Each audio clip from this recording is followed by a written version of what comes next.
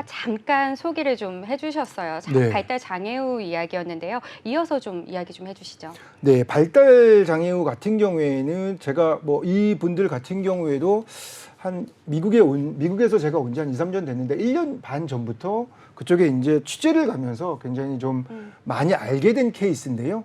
네. 그분들이 직접 제가 이제 직접 취재를 하면서 느꼈던 건 네. 그분 중에 한 분이 부모 중에 한 분이 그런 말씀을 하십니다. 낙태가 불법이라고 해서 아이를 낳았더니 국가가 이 불법이라고 해서 합법적으로 낳은 이 아이에게 해주는 게 아무것도 없다라는 거죠. 뭔가 그래서 그 말을 듣고 저는 네. 제가 너무 가슴이 아플 정도로 네네. 힘든 과정을 거쳤고 네. 또 뭐 누차 말씀을 드린 것대로 미국에서 다년간 있다 보니까 미국에서의 장애인 복지 활동이 굉장히 일상적이었고 평범하고 누구나가 누릴 수 있는 것이었는데 네. 한국은 아무도 누릴 수 없고 만약에 누리게 되더라도 특별한 사람들만 누리고 있다. 이런 생각을 하게 됐습니다.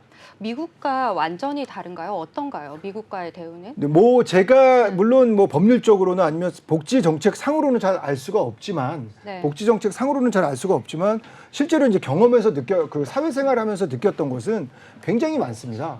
그래서 장애우들 같은 경우에는 뭔가 이렇게 특별한 우대가 아니라 일상에서 그들이 불편함을 겪지 않도록 마련하는 것이 최선인데 한국 같은 경우에는 제가 이번에 오랜만에 들어와서 보니까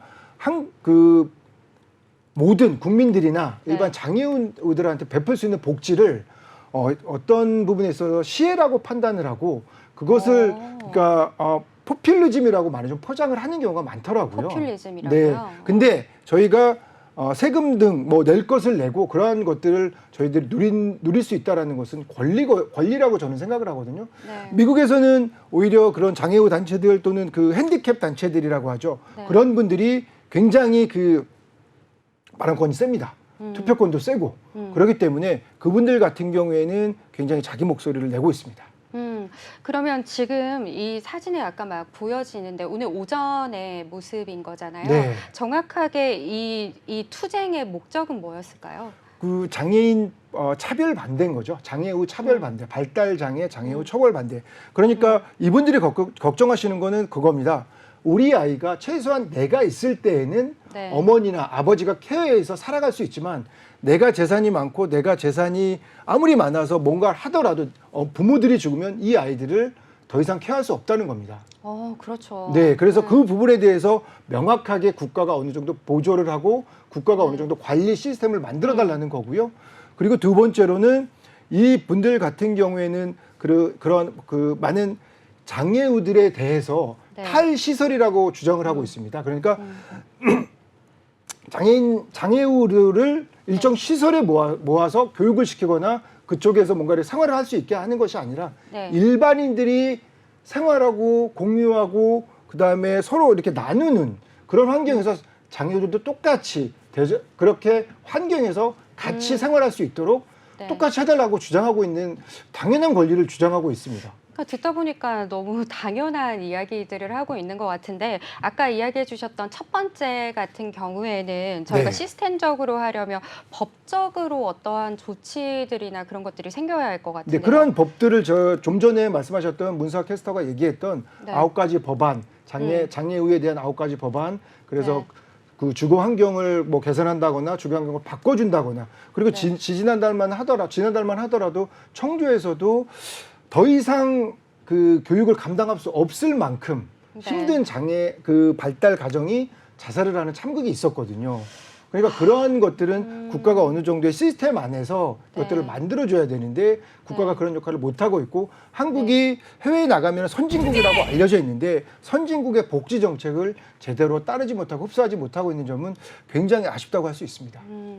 이러한 투쟁이나 이런 집회들이 서울 말고도 다른 지역에서도 계속 일어나고 있나요? 네, 전국의 그 장애인 부모 연대가 전국적으로 지회를 만들어서 그런 활동을 왕성하게 하고 있고요.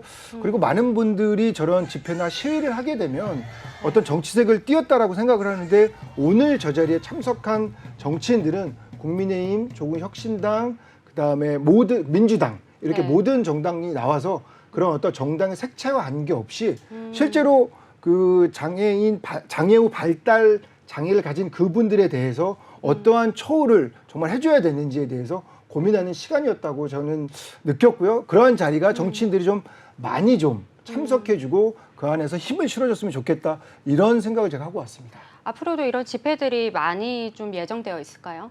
네, 집회는 계속해서 예정이 돼 있는데 집회가 많다라고 하는 것은 그만큼 이 장애우에 대한 어떤 그동안의 차별이 개선되지 않고 있다는 점이거든요. 네. 그러니까 그런 집회는 되도록 없었으면 좋겠는데 지금은 이제 오늘까지 오체 투지 집회를 통해서 전국적으로 벌어진 오체 투지 집회를 통해서 마무리가 되었고 앞으로는 아마 다양한 어떤 그런 그 또 다른 형태의 항의하는 방법들이 나올 것으로 보고 있습니다. 저는 아까 그 문서와 캐스터가 이야기했던 것 중에 살려야 한다, 살아내야 한다 이 문장이 굉장히 가슴을 찡하더라고요. 직접 취재하셨을 때 어떠셨어요?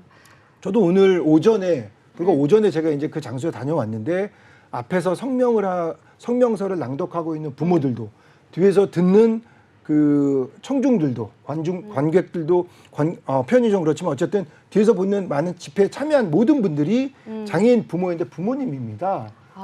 그래서 그 분들이 실제로 그 살려야 된다라는 그 말 자체를 정말 가슴 깊게 제가 같이 함께 공감할 수 있는 그런 시간이었다고 생각이 들고요. 정말 주변에 이렇게 지나가시면서 저렇게 오체 투지라고 해서 5가지의 신체 부위가 모두 땅에 닿도록 또 산부인배랑은 또 다른 형태거든요.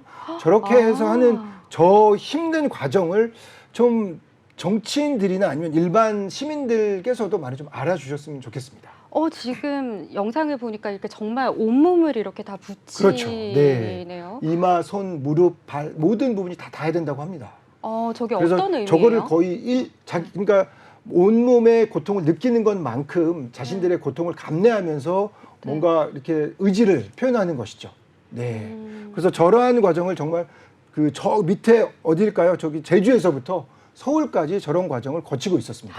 그러면 제주에서부터 쭉 이렇게 올라오고 있는 건가요? 그렇죠. 올라와서 이번이 마지막을 했고 네. 오늘은 오늘은 정부 종합청사에서 서울시청 앞까지 해가지고 서울시의 장애우 복지 정책을 개선하라고 하는 항의 요구 시위였습니다. 그래요. 굉장히 막 보면서도 마음이 막 찡하기도 하고 여러 가지 생각들이 많이 드는 것 같습니다. 마지막으로 직접 취재해 보신 소감 좀 전해주세요. 네, 누차 말씀드리지만 어떠한 그 복지나 그리고 주어지는 혜택은 국민들이나 시민들의 권리이지 어떤 그것에 대한 어떤 그런 어떤 베푸는 것이 아닙니다. 제가 생각할 때는 늘 그런데요. 그런 부분에 있어서 국가가 해야 될 것을 국가가 하고 또 저희 국민들이나 시민들이 할 수 있는 역할을 제대로 하고 있는 그 상황을 국가와 국민이 동등하게 할 수 있는 그런 사회가 많이 됐으면 좋겠고 또 아울러 오늘 보도해드린 그 가짜 성형외과 의사 또는 지난주 보도해드린 코인 다단계 사기 등 어쩌면 국가의 관리 감독이 강화됐다면 이러한 피해가 당하지 않았을 그런 부분도 감안해서 국가가 관리를 잘하고 정부 부처가 관리를 잘해서 국민들이 안전하게 생활할 수 있는 환경이 많이 좀 만들어졌으면 좋겠습니다.